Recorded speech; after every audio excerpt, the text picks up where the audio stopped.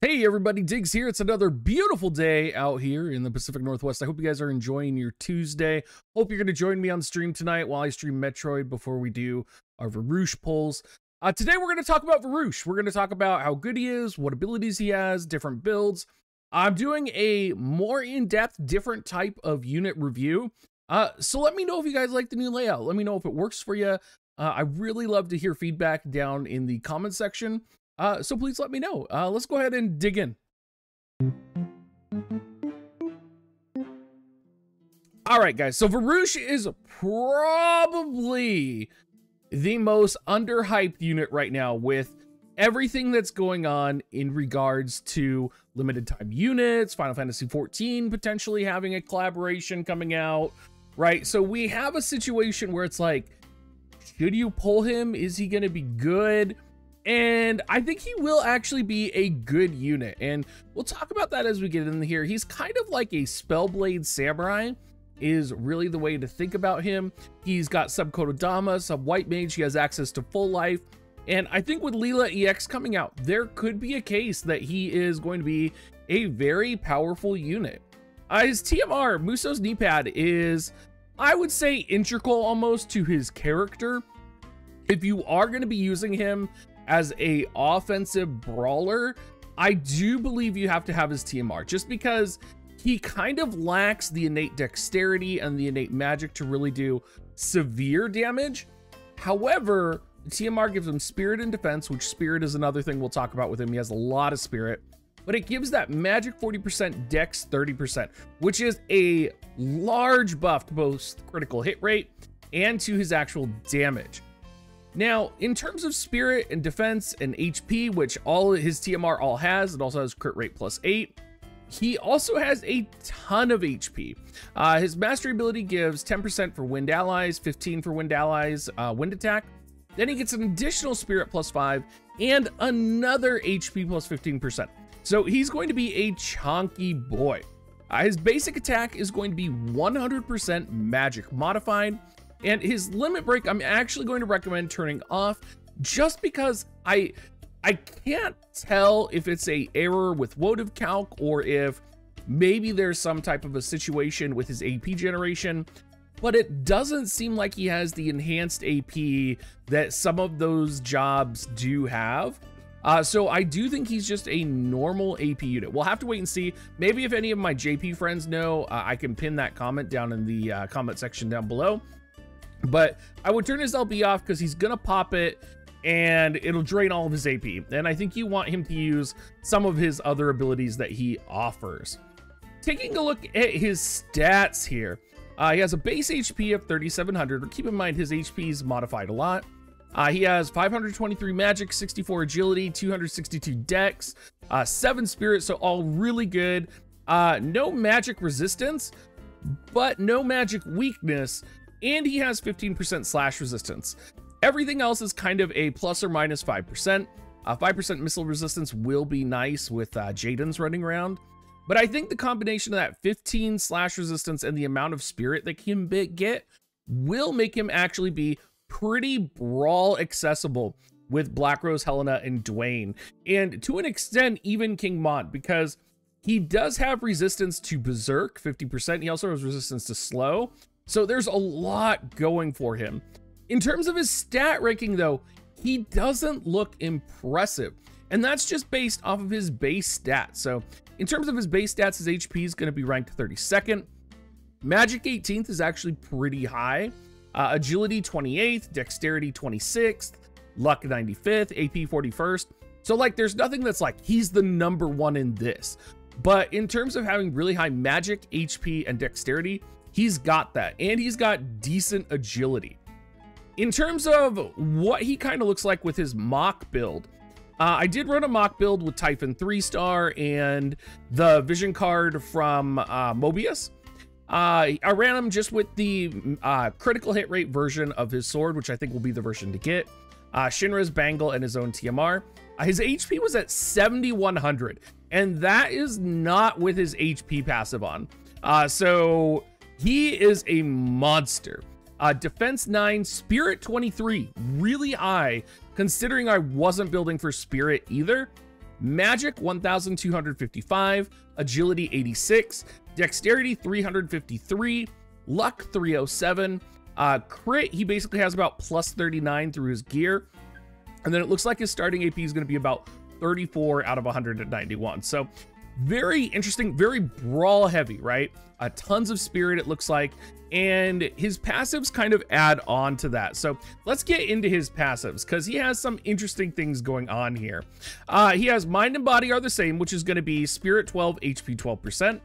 He has Magic Power Up level 1, which is Magic 30% for self. Knowledge of the Magic Sword, which is Agility 12%, and Spirit Penetration 40 for self.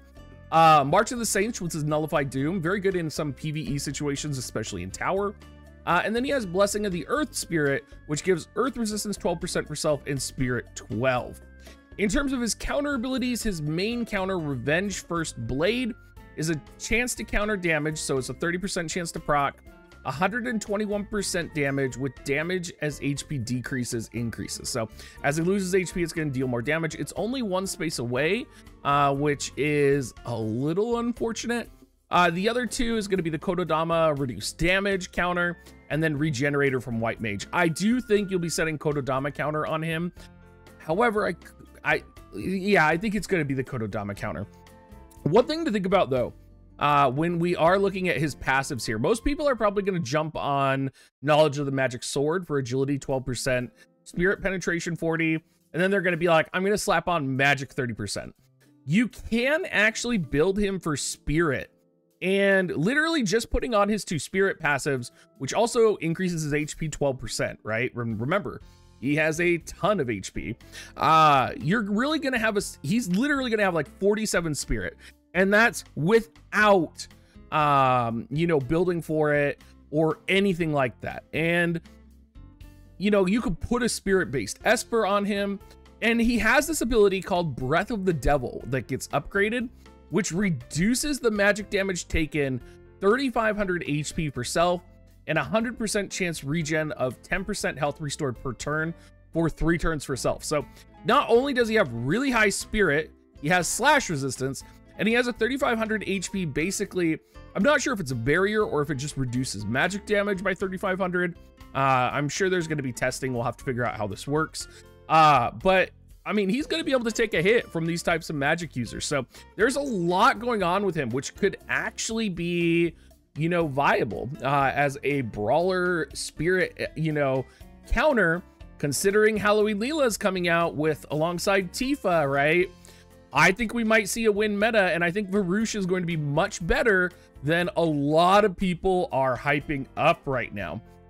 Let's go ahead and take a look at his main kit here, and we'll talk a little bit about critical hit. His main kit, Magic Knife, 121% modifier, decreases attack 39% and magic 39%.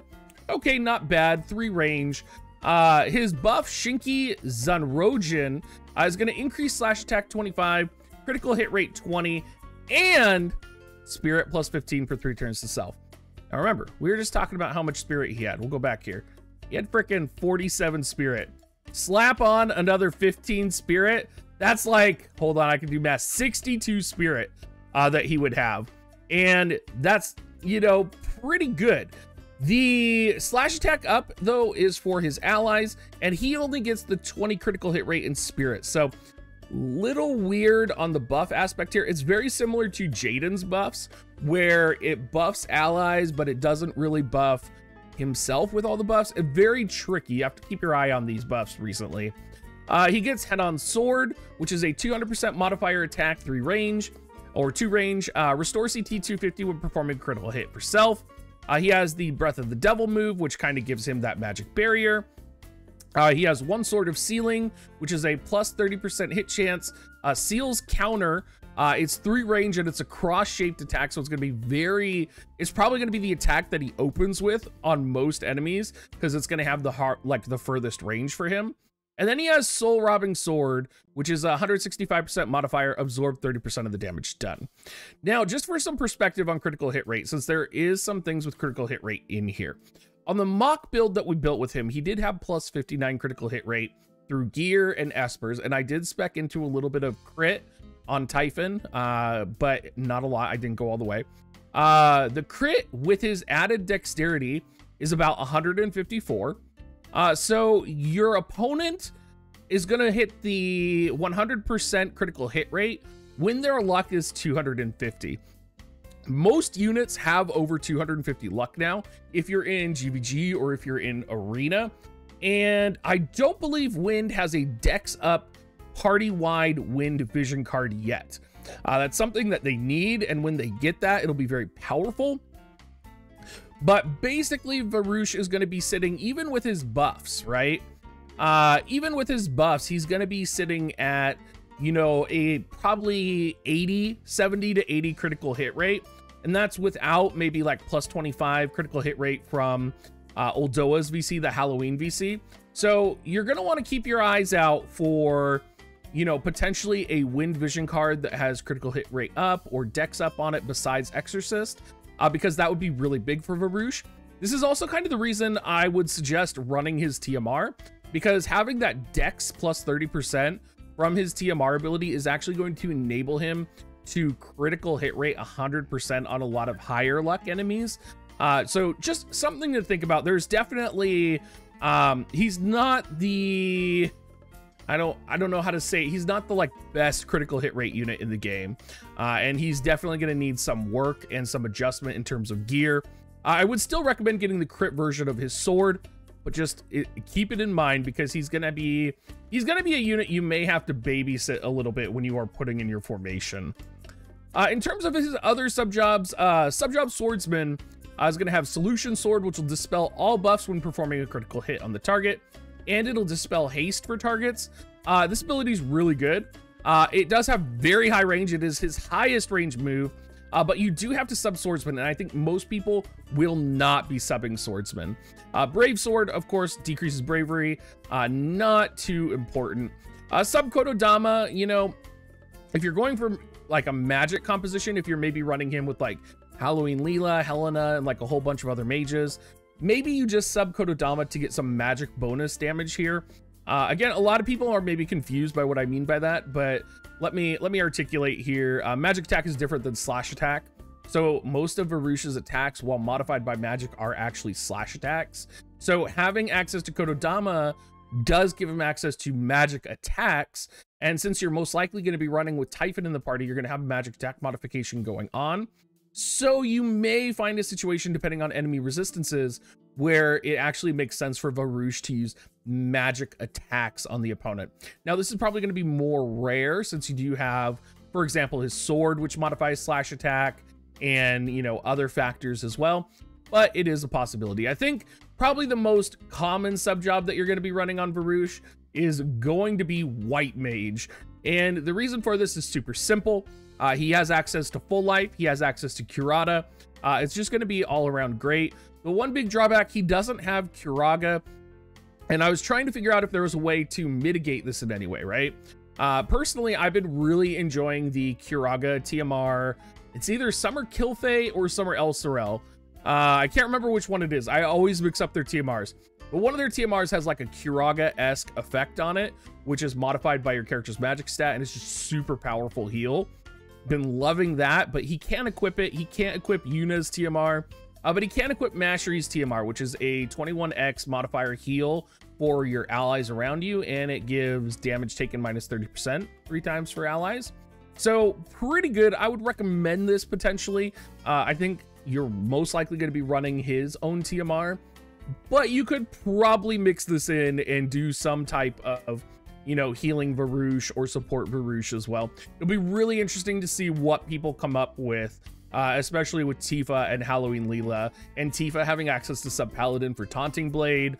I mean, there's a lot of things coming where, you know, Wind could potentially be the next meta, and Varush could be one of those units that people are going to be sleeping on, who's actually going to be very powerful. Not to mention, I mean, he is in ownership of Thunder Edge right now, which is, I mean, of course I have to pull for him because he has Thunder Edge currently, right? If you know, you know. Anyway, everybody, thank you so much for watching. I hope you guys like this new style of unit review video. Again, let me know down in the comment section down below. If you do want to support me, make sure you use my affiliate link, dig.gs/coins and dig.gs/offer. And have a great rest of your day, everybody. And hopefully I'll see you on stream tonight doing Metroid while we wait for Varush to come out. See you later.